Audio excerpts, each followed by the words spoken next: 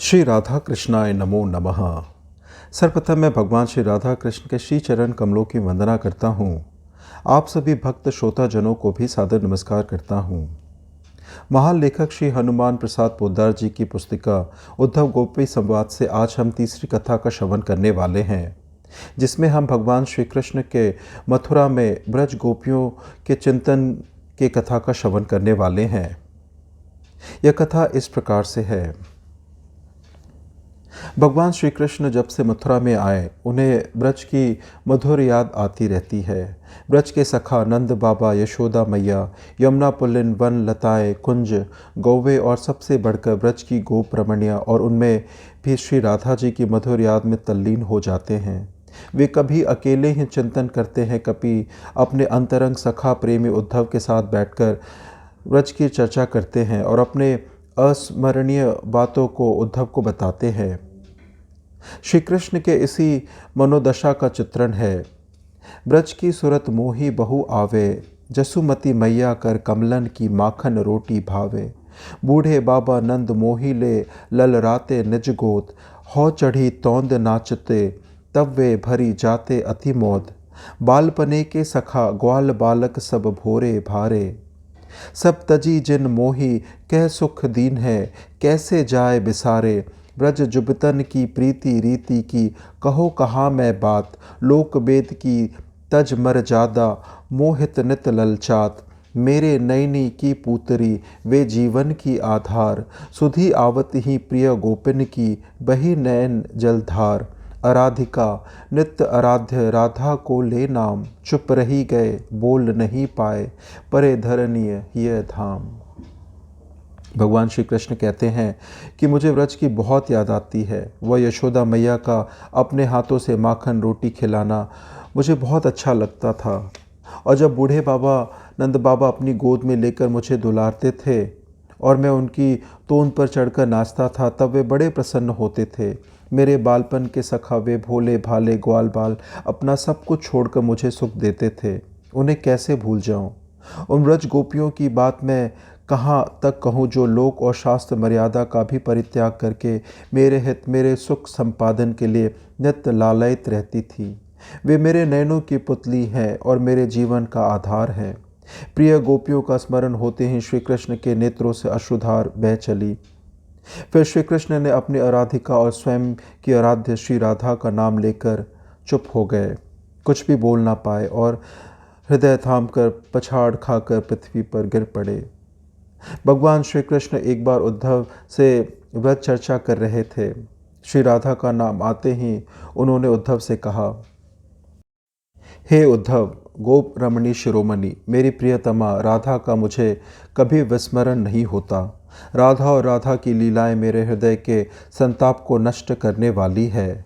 राधा की वह मुक्त हंसी, वह मधुमय मुस्कान, वह विनोद करके हंसाना, वह व्यंग करना, वह रूठना, वह मुखमंडल को गंभीर कर लेना, वह उठकर चले जाना, वह मान करना, वह हृदय को उद्वेलित करना, फिर निकुंज में ना जाना, वह उनका रोष करना और अश्रुपूरित नयनों से सिसक सिसक कर सुबकना और रोना, वो उनका स्तब्ध हो जाना, वह मूर्छित हो जाना जो मेरे मन में भय का संचार कर देता, वो उनकी अति आकुलता और दुति को देखते ही मेरे पास आ जाना, वह मधुर मिलन और उनकी कोयल सदृश मीठी रसुधा बरसाने वाली बोली, वह मनुहार सहित मुझे मनाना और संकोच से अपना विनय भाव प्रकट करना, फिर मुस्कुराते हुए मेरे मुखमंडल और पूरे बदन पर दृष्टिपात करके सहसा शर्मा जाना मुझे बहुत याद आता है।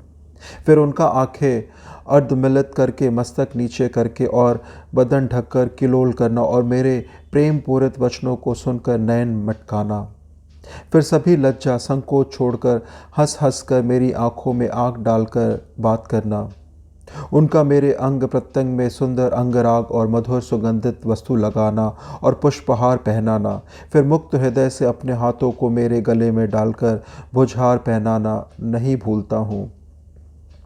और राधा चंचल है, सुधैर्यवान है, चतुर चूड़ामणि है और समस्त कलाओं की आचार्य है, और मुझे आह्लाद देने वाली, अति भोली और युक्त युक्त सुसंगत बात करने वाली है। वे मेरे सुख हेतु नित्य नवीन विचित्र विविध उपाय करती रहती है। हे उद्धव, वे मेरी प्राणाधिका, प्राण प्रतिमा और पवित्र प्राणाधार है, जो मेरे मन से क्षण भर के लिए भी विलग नहीं होती और अपार सुख देती है। श्री राधा अपने दिव्य प्रेम सुधा रस को मुझे समर्पित करके मेरा जीवन मधुमय बनाने वाली है। फिर व्रज गोपियों की महिमा का गुणगान करते हुए भगवान उद्धव जी से कहते हैं, ब्रज बनितनी की महिमा न्यारी, उद्धव उनकी मूर्ति छिन भर मन सौ टरत न टारी। वे मेरे ही बसत निरंतर, हो नित उनके पास। सत्य कहो वे स्वामिनी मेरी, हो नित उनको दास। परम रहस्य सत अति गोपन एक दूसरो और, हो ही राधा बन्यो रहो नित, कोपिन को सिर मोर। लीला रत राधा ही अगणित, गोपी रूप बनाए। लीला करत रस स्वादन, हित नित सहज समुदाय। या विधि हो ही गोपी सब, राधा राधा को प्यारो। रसिक रस स्वादन तरत, रसमय तदपि न कबहु न्यारो। उनके छीन देह को सुख दुख, सब मोकू ही होए। हो ही बिरह मिलन की पुनि, हो ही वे हम कबहु न दो। उद्धव, व्रज गोपियों की महिमा बड़ी अनोखी है, इसलिए उनकी मूर्ति मेरे मानस पटल पर अंकित है, जो हटाने पर भी क्षण भर के लिए भी नहीं हटती। वे मेरे हृदय में निरंतर रहती है और मैं उनके पास नित्य रहता हूँ। हे उद्धव, सत्य कहता हूँ तो वे मेरी स्वामिनी है और मैं उनका दास हूँ।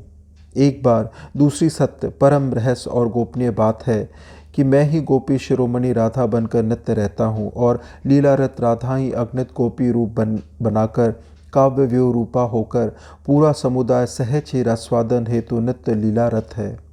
इस प्रकार सभी गोपियाँ राधा और राधा की प्रिय हैं। राधा ही रसमय, रसिक और रसवादन रत है, जो मुझसे कभी अलग नहीं होती। उनके इस देह की सभी सुख और दुख मुझे होते हैं। अभी विरह है, फिर मिलन होगा। वे और हम कभी दो नहीं हैं। भगवान श्री कृष्ण अर्जुन से कहते हैं, सहाया गुरव शिष्या भुजिष्व बांधवा स्त्रिय, सत्यवद में ते पार्थ गोपकी में भवंति ना। मन महात्मय मास्पर्या मक्षद्रा मन मो नो गतम, जानती गोपिका पार्थो नाने जानन्ति तत्वतः। गोपियाँ मेरी सहायिका, गुरु, शिष्या, भोग्या, बांधव स्त्री हैं। अर्जुन, मैं तुमसे सत्य ही कहता हूँ कि गोपियाँ मेरी क्या नहीं है, अर्थात सब कुछ है। अर्जुन, मेरी महिमा को, मेरी सेवा को, मेरी श्रद्धा को और मेरे मन के भीतरी भावों को गोपियाँ ही जानती है, दूसरा कोई नहीं जानता। श्री कृष्ण सुख जीवना, कृष्ण प्राणा, कृष्ण परिनिष्ठित मति गोपियों के संबंध में श्री चैतन्य चरितामृत में कहा गया है, निजेंद्र सुख हेतु कामे तात्पर्य, कृष्ण सुखेर तात्पर्य गोपी भाव वर।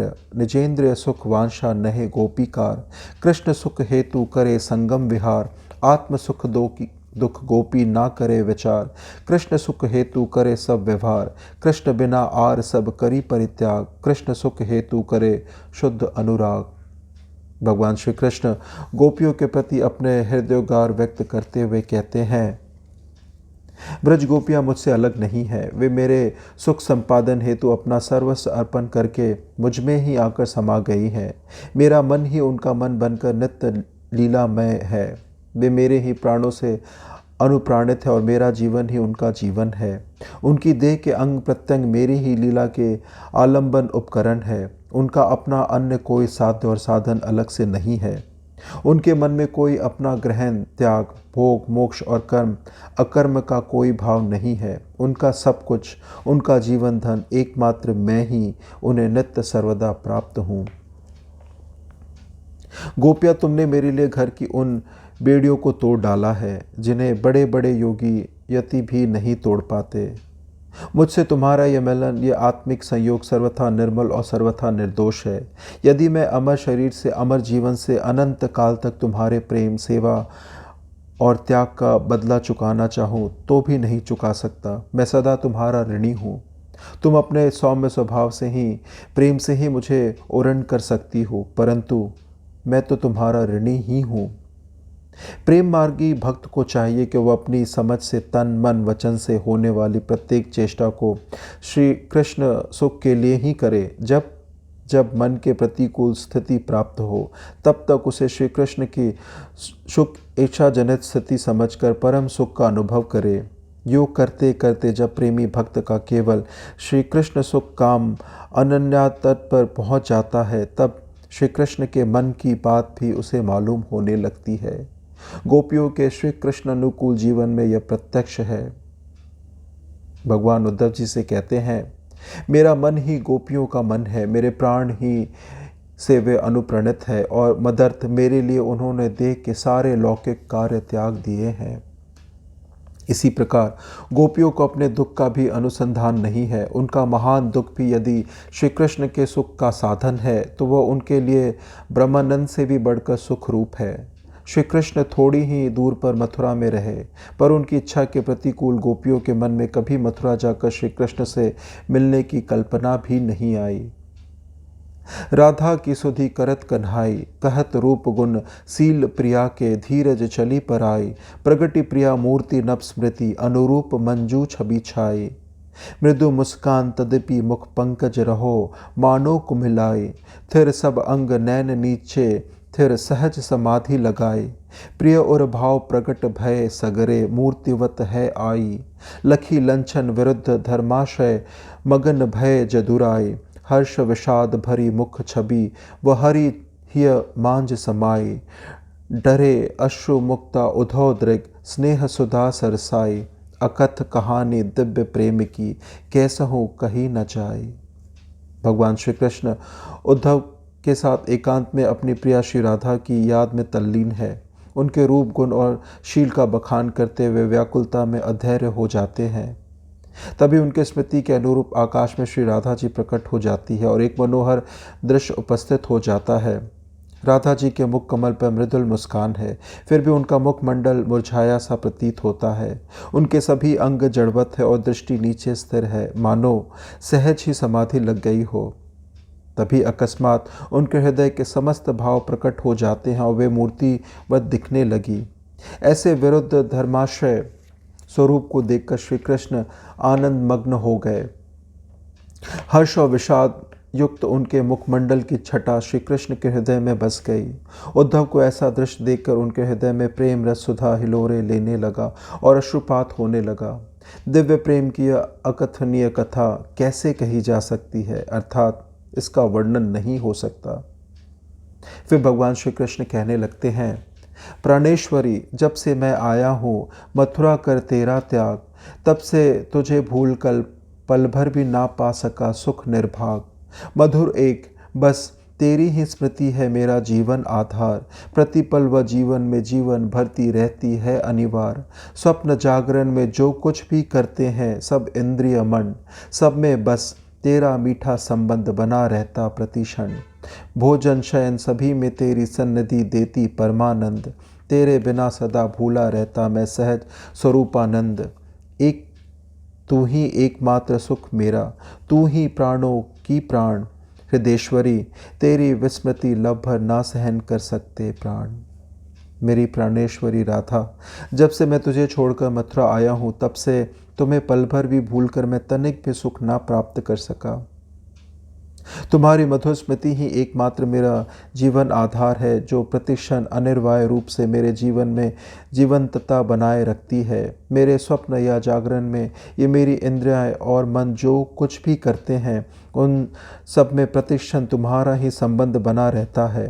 भोजन और शयन करने में और सभी क्रियाकलापों में तुम्हारी सन्निधि ही मुझे परमानंद प्रदान करती है, और तुम्हारे बिना तो मैं अपना सहज स्वरूपानंद भी भूल रहता हूँ। हे हृदेश्वरी, तुम ही एकमात्र मेरा सुख हो, तुम्हारे प्राणों से ही मैं अनुप्राणित हूँ। तुम्हारे क्षण मात्र की भी विस्मृति मेरे प्राण सहन ही नहीं कर सकते।